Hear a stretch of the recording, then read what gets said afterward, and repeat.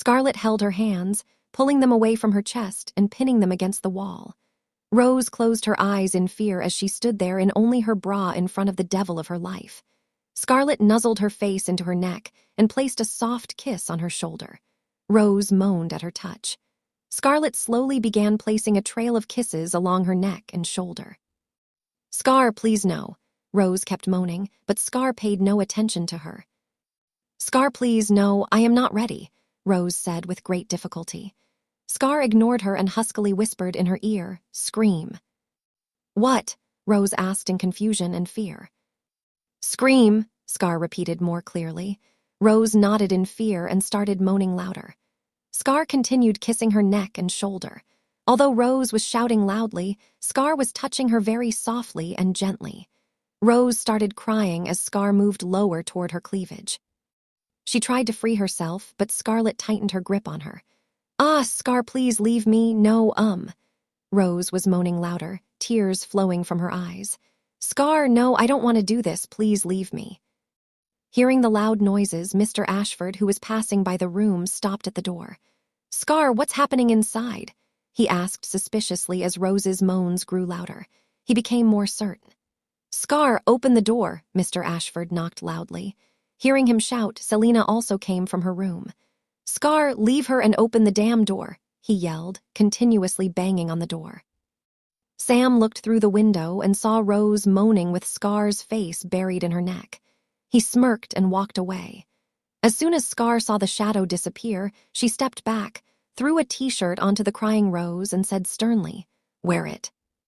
Rose clutched the t-shirt tightly to her chest and sat on the floor, crying. As soon as Scarlet opened the door, Selena rushed inside toward Rose, and Mr. Ashford grabbed Scarlet by her upper arm. "Didn't I warn you?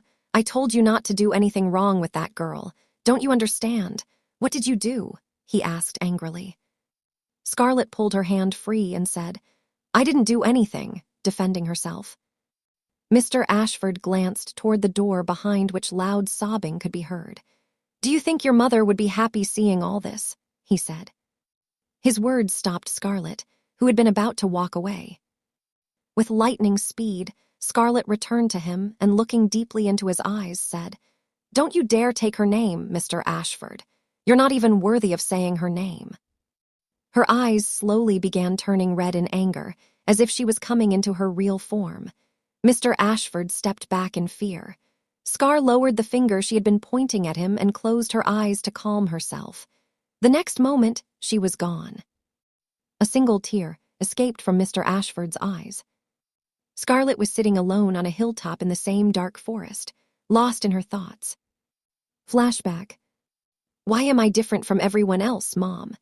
A young Scarlet asked her mother, who was lovingly stroking her hair while Scar lay in her lap. "I don't have any friends. Why can't I be normal like all of you?" Hearing her questions, her mother looked at her, smiled softly, took a deep breath, and said, "Come, let me tell you a story." Young Scar sat up from her lap and looked at her excitedly. Her mother began, "Your father and I were very worried. I wanted a tiny, cute baby, but I wasn't getting one. I used to feel very sad and prayed to God every day to bless me with a lovely child. But when, for many years, my prayers weren't answered, I almost lost hope." Scar listened to her with full attention. Her mother smiled and continued, "But then one day, a fairy came down from the sky. She told me that God had heard my prayers, and then she gave me the most beautiful baby." She gently caressed Scar's cheeks. "Do you know who that special baby was?" Scar innocently shook her head. "It was you, my doll," her mother said lovingly, hugging her tightly. Both of them started laughing. "Then we got Selena too, and now we are a small, happy family. Now do you understand why you are special?" "Yes, Mom," Scar said happily. "Okay, if I'm not here one day, you'll take care of Selena, right?" her mother asked. "Of course, Mom, don't worry at all. Selena is my responsibility, but are you going somewhere?" Scar asked innocently. "No, I will always be with you," her mother said softly. She made 5-year-old Scar sit in her lap and pointed at the moon. "Just look at that moon and remember me. I will come to you myself, my child," she said gently. "Really?" Scar asked innocently. Her mother touched her nose and said playfully, "Promise." The whole place filled with their giggles. Flashback ends. "Mama," Scar murmured, her eyes filling with tears. She looked at the moon and then closed her eyes. She felt the gentle touch of a pure soul, and a soothing breeze blew, caressing her hair. Scar smiled through her tears. "You said you wouldn't go. Please come back." Her voice cracked at the end. When Scarlet returned to the mansion, it was almost midnight. As she entered her room, she saw Rose going somewhere with Selena, maybe to her own room. "She's not going anywhere," Scarlet said rudely. "But sis, Selena tried to speak, but Scar interrupted him again. "I said she's not going anywhere. Go to your room," she ordered sternly. Selena reluctantly let go of Rose's hand and left. Rose was still very scared of Scar. As Scar took a step forward, Rose said, "No, please, don't do anything, please." She began moving backward, afraid of what Scar might do. "I'm requesting you. I won't say anything. I won't even come in front of you. I'll stay quietly in some corner, but please don't do anything wrong with me, please." The fear was clearly visible in her eyes. Scarlet shook her head and said, "Lie down on the bed." No, I'm requesting you, please let me go. I don't want to do all this," Rose said fearfully. Scarlet's patience was over now. She said, "Quietly lie on the bed, or I don't even know what I might do." Hearing her usual rude tone, Rose reluctantly lay down on the bed. She closed her eyes, afraid that Scar was going to do something wrong. But to her utter surprise, Scarlet quietly took a duvet and lay down beside her, switching off the light and maintaining a proper distance between them. Rose had too many thoughts in her mind. She kept wondering why Scar was doing this. Her thoughts were interrupted by a voice. "Don't overthink, go to sleep." Although the voice sounded rude, it gave her a strange sense of relief. Rose and her mother were standing in front of an operating theater, watching closely as doctors and nurses went in, and out Rose placed her hand gently on her mother's shoulder and said softly, "Everything will be fine." Her mother looked at her and nodded with a weak smile. Soon Mr. Ashford arrived, talking to some other doctors. "Don't worry, we'll handle it," he said with a smile. Mr. Ashford was London's biggest heart surgeon, and Rose's father had a serious heart problem. To perform her father's operation, Mr. Ashford had placed a condition that Rose would marry Scar. Because of their financial difficulties, Rose agreed to the marriage so that her father could receive free treatment, and today was the day of his surgery. When the lights of the operating theater turned on, Rose made her mother sit on the bench outside and sat beside her. "Dad will be fine. Don't worry," Rose assured her. Her mother held Rose's hands in hers and said, "He will be fine, but are you fine?" Rose looked at her in confusion. "I mean, is everything okay between you and Scarlet? Does she treat you well?" her mother asked with hopeful eyes. The memories of last night flashed before Rose's eyes. A look of fear appeared on her face, but she tried to hide it. Yes, everything is fine, Mom," she said hesitantly.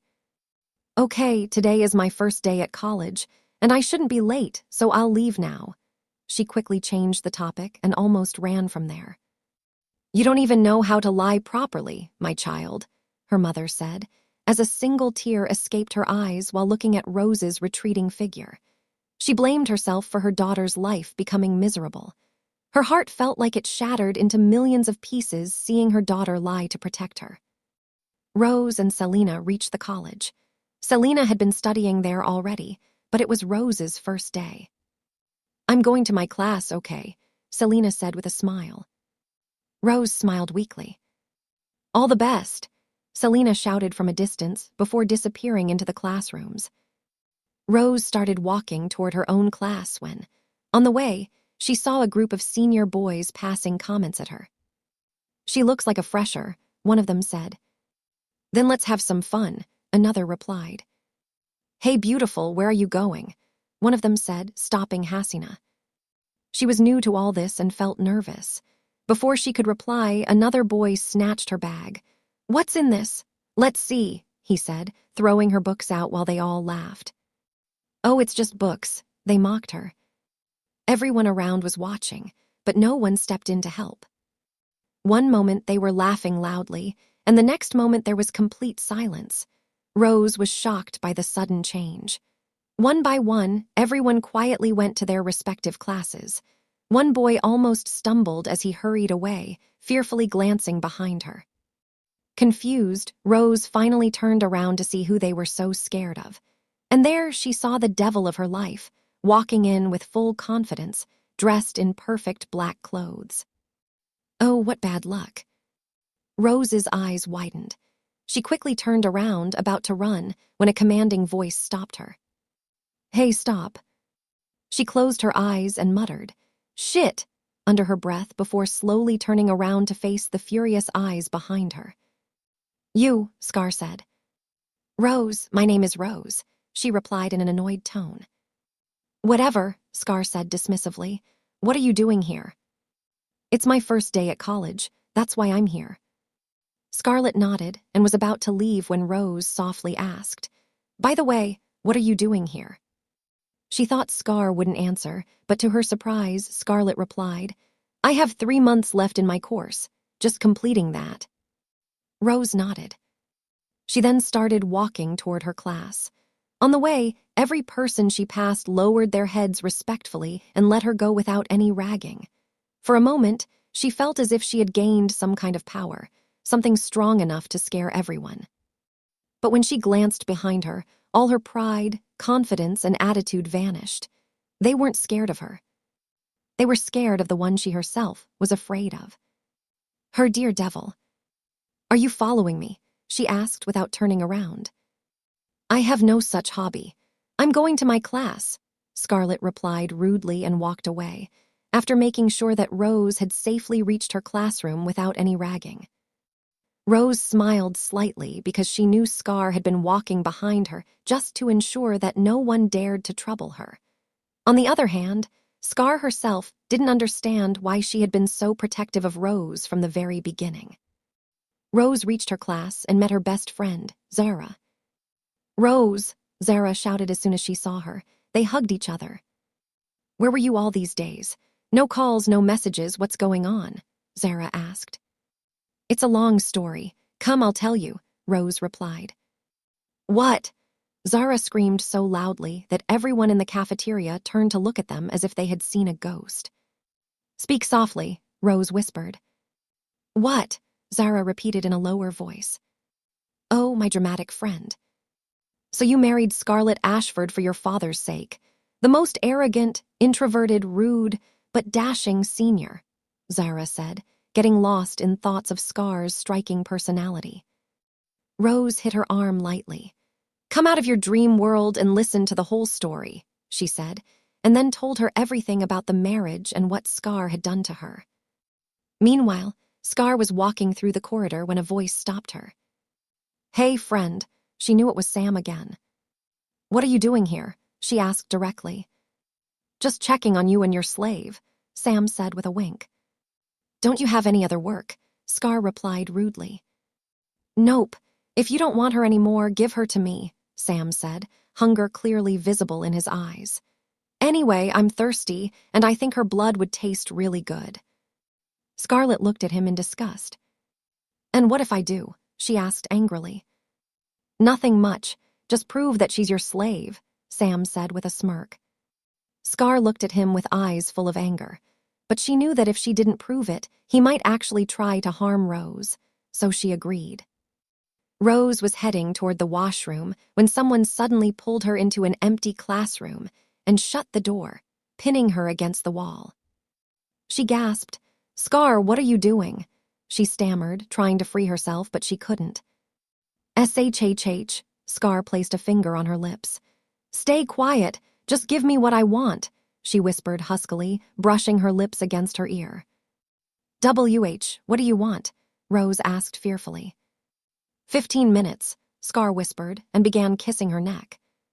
She placed gentle kisses along her smooth skin. Scar, no, Rose tried to protest. Please, this is college, not home, please leave me. She tried to push her away, but Scar's grip was too tight.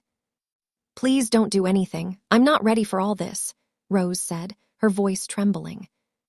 Scar kissed her collarbone and found her sensitive spot, pressing her lips there intensely. "Scar, please," Rose kept pleading, struggling to free herself, but there was no one there to help her.